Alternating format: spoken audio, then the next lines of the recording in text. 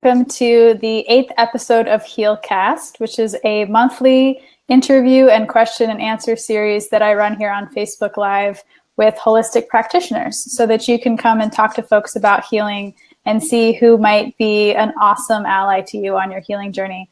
And tonight I'm so excited to be talking to Melanie, who's going to talk to us about her work with intuitive coaching and Reiki. So Melanie, I'll turn it over to you. Sure. Thank you so much, Noelle. I am beyond excited to be here and connect with your audience and share a little bit about the work that I'm doing. So to that end, really two parts of the work that we're going to chat most about tonight is the intuitive guidance and the Reiki. The intuitive guidance is something that I tend to look at as working with clients to pull up whatever is really stirring their souls. So a lot of times people, who are in touch with themselves can feel something pulling or pushing them or calling them and have a hard time accessing what that knowing might be.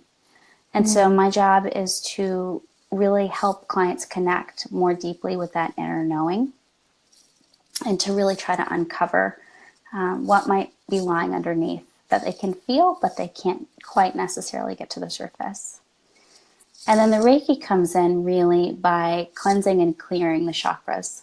So really working with our energy systems to help lift out and release whatever is no longer serving.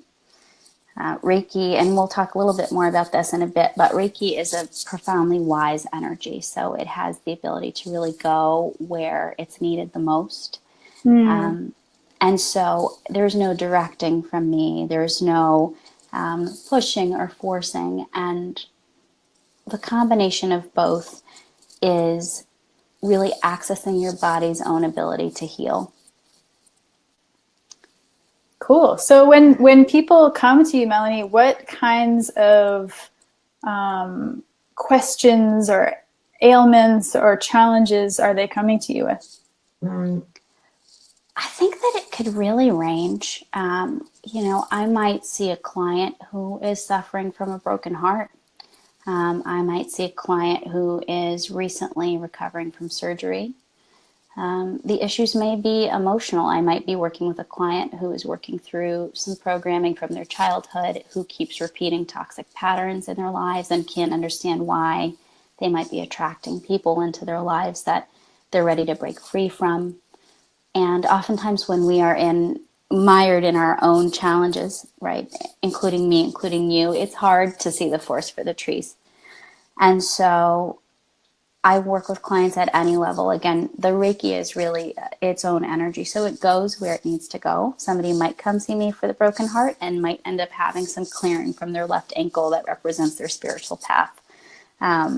Man, that's so cool. It's very cool. And it's always a surprise to see what comes up for everyone and what comes up for me during the sessions as well. Yeah. What kinds of things come up for you as the practitioner? Sometimes the guidance can be very overt and very clear. When my intuition pops up, it tends to come in the form of numbers. It tends to come in the form of colors. It tends to come in the form of animal totems. Very rarely will I get a very clear message, but oftentimes, in the form of like, you should do this, or this is the language that's coming to you. But, clients can go back and either look things up or say, yes, that resonates with me. I've been seeing a lot of fill in the blank lately, and that's what came through for me as well. So. Nice. Yeah. And I noticed, numbers are part of the name of your business. Can you say a little bit more about your relationship with numbers and sort of how they come through for you? Yeah, I think the numbers have been a surprise. After I was attuned last summer, in fact, numbers were something that started popping up for me almost immediately. And there are various numbers. Sorry, just to jump in, when you say attuned, can you say, like, does that mean like when you started to be in touch with your intuition in a deeper way, or after you learned Reiki, or? When you become a Reiki practitioner, you go through the process of becoming attuned, meaning that you work with a master teacher that really helps you connect with your intuition and with your higher self at a much more deep level, and that attunement per se stays with you throughout your Great. life. And I just wanted to clarify that. Sure, for the audience. I think that when that happens, it tends to have a profound impact for people who are already on a path of seeking. And can break open your intuition. So it can increase the intensity and the frequency of your dreams. It can activate any of your clair senses. So your clairsentience, if you're more of a feeling nature, your clairaudience, if you are more of a hearing nature, and all of the other senses that come with that. So for me, my claircognizance really kicked in. It's my knowing, and it's something that I've relied upon heavily throughout my life, but I always kind of thought the information was coming from my mind. I thought I was thinking things and then acting on the thinking, and things were working out, right? I thought I was just thinking my way to a solution.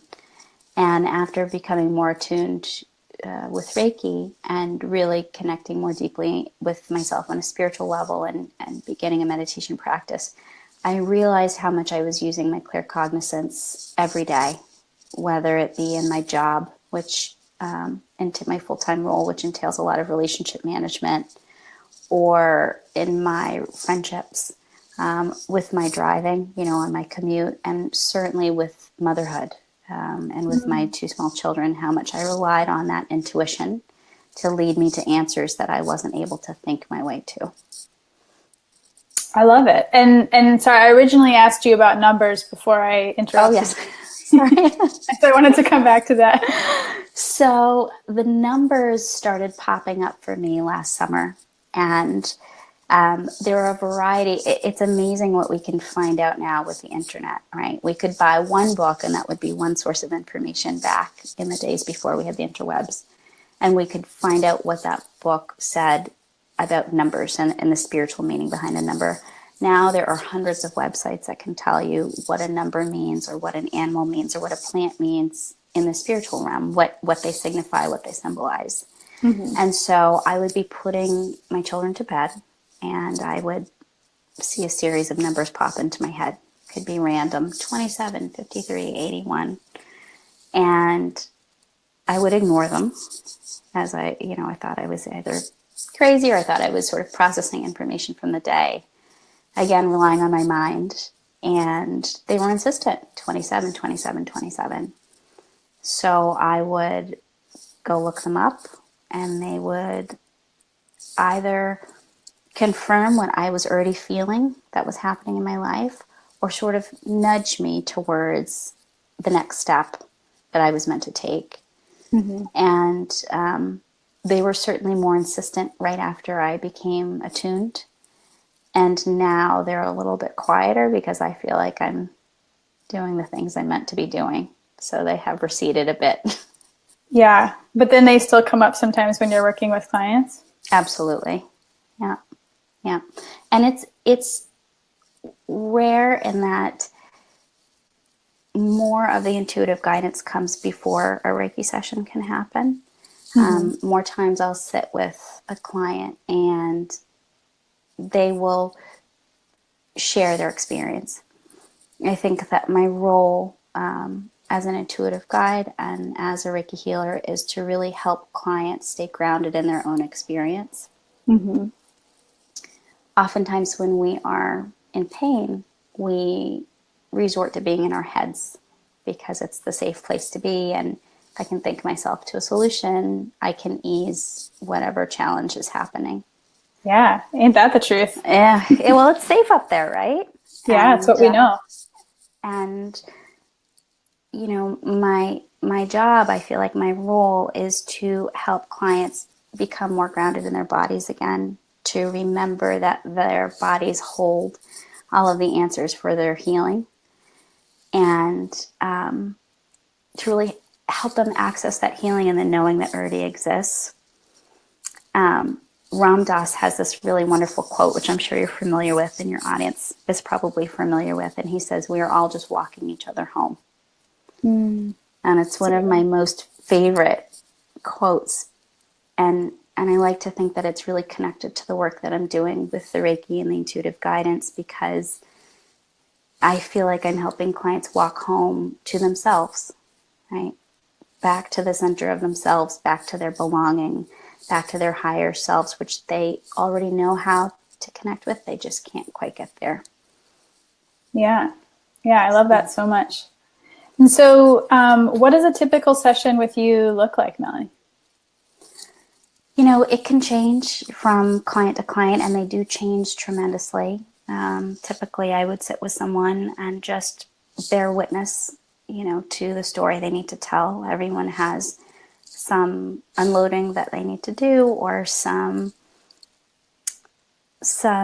landscape that they need to set for me about where they're coming from, and where they're headed, where they think they're headed, and where they're stuck on their journey. And so I think that my job as an intuitive healer is to hold space for someone and to create a safe container to where they can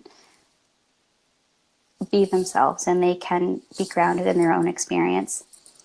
We'll talk through any physical issues that are coming up. So oftentimes, if someone is experiencing pain or they're feeling stuck, it will also manifest somewhere in their body. We tend to hold a lot of stress over in our heart chakras, crown, you know, if there's things that are stuck spiritually or with a thinking mind, our crown chakras can become stuck. We can result in headaches, issues with vision. Solar plexus can be a huge place to hold stress, the gut, and they'll talk through any physical things that are happening, issues with sleep. From there, we'll talk through a little bit more of their goals for the session. And then I'll explain what Reiki is and what I plan to do through the session. And then I'll take them into the Reiki room and do a little bit of hands-on Reiki. And then typically follow up a few days later, because Reiki works through the body 24 to 48 hours is usually how long it takes. And it's interesting to see what comes up in the days afterwards, you know, whether it be lots of sleep or dreaming or clearing. Yeah, I love it. And so let's say I'm coming to you, we've talked, you're putting me in the Reiki room. Just can you sort of walk us through what that's like for people that have no idea? Like, am I on a massage table? Am I face up? Am I face down? Do I have my clothes on? Are your hands on me? Yeah. So Reiki is effectively a laying on of hands. And it's, you know, an ancient and wise tradition that, you know, in the non-secular realm, we've seen its history in Christianity and Judaism and the Native American traditions. But typically what will happen, Reiki is delivered in 3 patterns. The first is over the client's torso, and that really works through all of the major organs. You are lying on a massage table, but Reiki can be delivered in a chair if you're more comfortable standing. I've delivered Reiki to clients laying on the ground sometimes that have been more comfortable, feeling more grounded. Most of the clients do lay down on a massage table, and we deliver the Reiki in 3 patterns. So the first is, again, over the torso. The second is over the head and working over the ears and the back of the head. And that's really where you work with mental and emotional issues. And I'll get to that in a second. And then the client flips over and you work on the back. Certainly, if there are any areas that are particularly injured or needing of healing. For example, my husband had knee surgery. I'll spend a significant amount of time on the knees, the feet, elbows, anything that needs a little bit more support.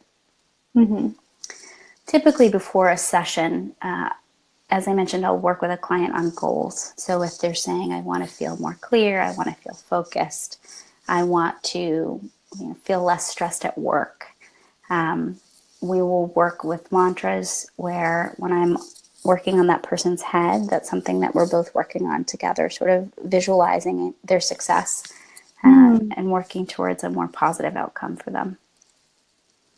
Great. And I'm curious, like, different healing modalities, people like use them in different ways. Do you see, and I'm sure this is different person to person, but do you see Reiki as something that's best done, like a certain number of times in a row, or can you get a lot out of a one-off session? I think it can be both. I think I've seen clients that have shorter one-off sessions and they've already been in a really high vibration state when they've come to see me. I've had the same client sit down with me and say, I feel great, I'm sleeping great, there's nothing wrong, I'm just here to check it out. And they come away and they're flying even higher. They're in a really great state, and that's all I needed for the time being, and maybe I'll see them next year. Mm-hmm. I have clients that need more support. They come back and they see me more regularly. I think it also has to do with how much we're ready to let go of. Mm-hmm. So it really depends on what the ailment is. It depends on what clients feel comfortable with.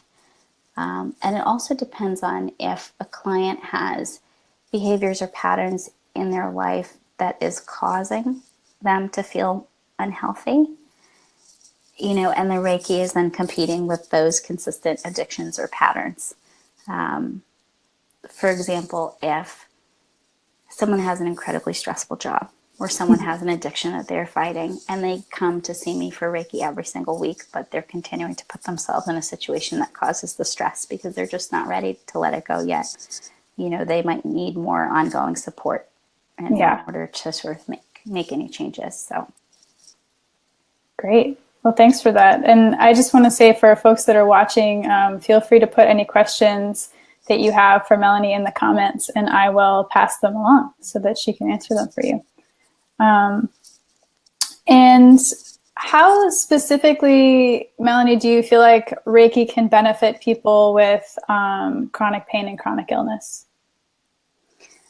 Well, I think in a number of ways. So the main benefits of Reiki are that it relieves pain. It is scientifically proven to relieve pain. It promotes an incredibly deep relaxation response so that your body can really heal itself. And I've seen it work in my own life tremendously when it comes to anxiety. It's the number one thing I do in the morning is I sort of treat my head and sit with the energy for a while. And I feel such a sense of peace as I head into my day, which is a little bit different than flipping on the news and jumping into traffic without any of that connection first thing in the morning. I think that the testament is there when we look at a healthcare system like Boston, which is number one in the world in so many areas, and we see a major Reiki volunteer program at every single hospital. I think that speaks to itself. I think we look at a hospital like the Brigham and Women, which has 60 different Reiki volunteers that work with doctors and nurses and staff and physical therapists and nutritionists and chaplains, and they've racked up something like 60,000 hours of Reiki sessions, which is like really insane for a hospital to brag about that much work. And apparently they're setting the model worldwide. So, Reiki is available at all of these hospitals for oncology patients and postpartum and hospice. And so the results are there. Yeah. I think that the difference with Reiki is that it's such a subtle form of healing, right? It's not overt and it's not as loud as the pharmaceutical companies. Mm-hmm. And it's not as loud as marketing. It's a very quiet, subtle healing power. And it's using the right side of our brain. And so this is strange and new to us who are not used to it. I think the benefits can be tremendous for chronic sufferers in that the relaxation and the deep peace that comes from it just allows for a little bit of rest and reprieve from the noise of the pain that one can experience. So. Yeah, and so if somebody is getting Reiki for pain, like what kind of results can they anticipate? Like, can they be pain-free for a while, or like is it a reduction in pain, or is it kind of different person to person? It's definitely different person to person. As I mentioned, I think Reiki is a profoundly wise energy. So, Noelle, you might come to me and say, Melanie, I'm having so many problems with my foot and I can't quite get beyond it. I'm having trouble walking. It's so sensitive and I don't know what to do. And I give you a Reiki session and you come out of it and you say, I didn't feel anything. I didn't get anything from that. And I might say, well, how is that whole issue with your anxiety? And you say, oh, the anxiety's gone. It hasn't bothered me all week, but my foot is still really bothering me, And so the Reiki, I don't direct the Reiki. I'm simply the channel that moves it through, and then it goes where it's needed most. Mm-hmm. And so if a client can see a Reiki healer and need a number of sessions, again, depending on the ailment, or a client can come out of the session and feel significantly pain-free. Mm-hmm. We have the ability to be our own healers as well in the interim and the in-between. So, I think it also matters how much support they're giving themselves as they work towards their goals for healing. Mm. Yeah. I think that's a huge thing that, doctors never teach us, is how to support ourselves in the healing process. Absolutely. Absolutely. And there's so few resources out there that, carry us through that next phase in our journey, right? We leave the doctor's office with a handful of scripts, or we leave, the doctor's office with a clean bill of health, and then what, right? How do we have, aside from going to the gym and sort of checking off things on our checklist, eating healthy, going to the gym and making sure we have positive relationships in our lives, there's a whole other realm available to us for deeper healing and more growth and more expansion and even better health. So I think it's wonderful when people are ready to explore those options. Yeah. And, from where you sit as a practitioner and somebody who's done so much healing on yourself and others, what are sort of the most important tips that you have to share with people when they're on a healing journey? What do you think is the most important? What are some of the most important things you think people should know? Well, it's a big question. But I think, similar to what you and I have discussed before, I think that we have a very deep and innate wise inner knowing that knows what's best for us, right? We have our body, which is our most important navigation system. And sometimes the world gets really loud, right? Especially with the influx of messaging from social media and the news, and it's getting louder and louder. We are connecting at such a rapid rate globally that when it's time to get quiet and when it's time to really sit with our being, it almost feels uncomfortable. I think it can feel really uncomfortable for a lot of us. It can really feel uncomfortable. I just wrote a blog post on my site about how this university in Virginia did a study of men and women, and they were given the option to sit with themselves quietly for 15 minutes with no distractions, or to receive an electric shock. And I think something like 60% of the men and 40% of the women opted for the electric shock instead of sitting quietly by themselves. Right? which is crazy. But I believe also, it. That's wild. Yes, it makes sense. And so I think the first step is being brave enough to get really still and really quiet with ourselves, with no distraction, and to access what's already readily available to us. I think that there's a really rich world that is dying to be heard and dying to say, I'm here, I'm supporting you. Our intuition is ready and willing to jump in if we allow it. Mm-hmm. I think that culturally, we are all on such a journey in our society of striving and driving, of this ambition, of struggle, And I think that things don't have to be that hard. I think that the mere act of allowing our lives to unfold and relaxing into it, relaxing into our skin, getting really quiet are all very small, subtle shifts that we can make that help very slowly build up our healing journey. Yeah. If you come out of a massage, right, think about the last time you went for a massage, coming out into the traffic, driving home, turning on the news, turning on the radio, and how assaulted you feel immediately after that, right? It's all the world a little too much, right? It's sort of a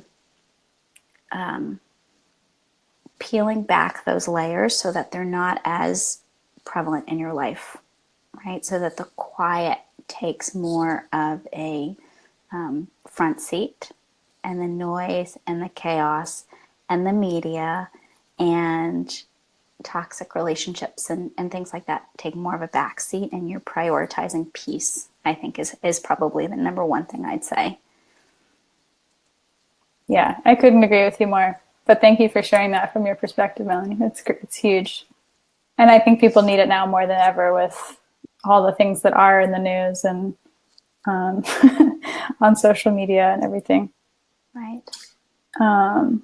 Yeah. And would you be willing to share a little bit about how you got into this work and what drew you to Sure. these forms of healing? Yeah, I would love to. So a couple of years ago, both my children went through some significant trauma.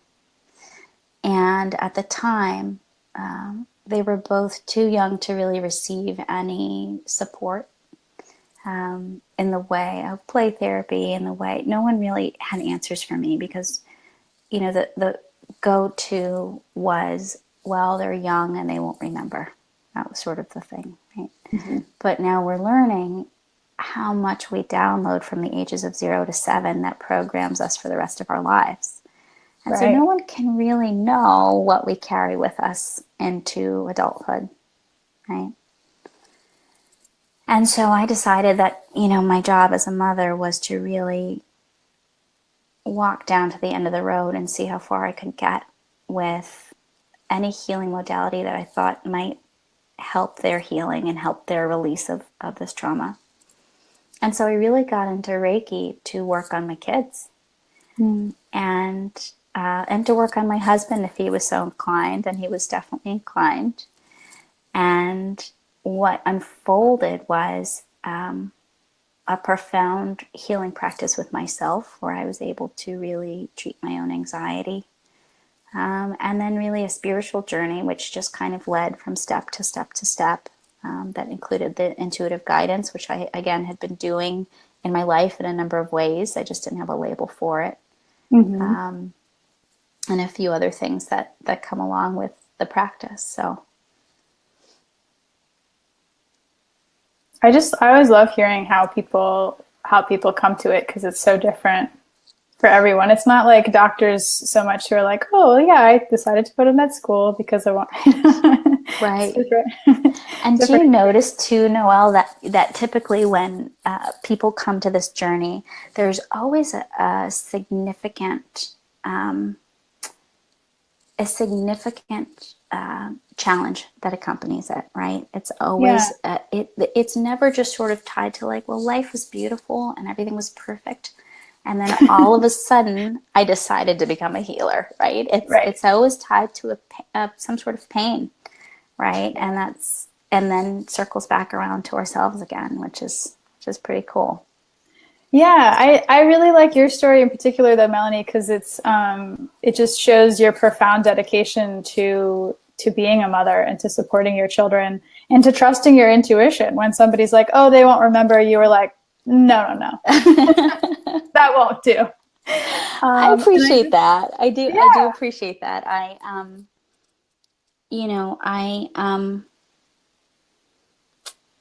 It's amazing how much support isn't out there when you need it. And whether that be the medical community, which I have tremendous respect for, or anybody else that you're told is an authority figure that is sort of setting the example of how we should live our lives. When push comes to shove, I think that we are our own best teachers.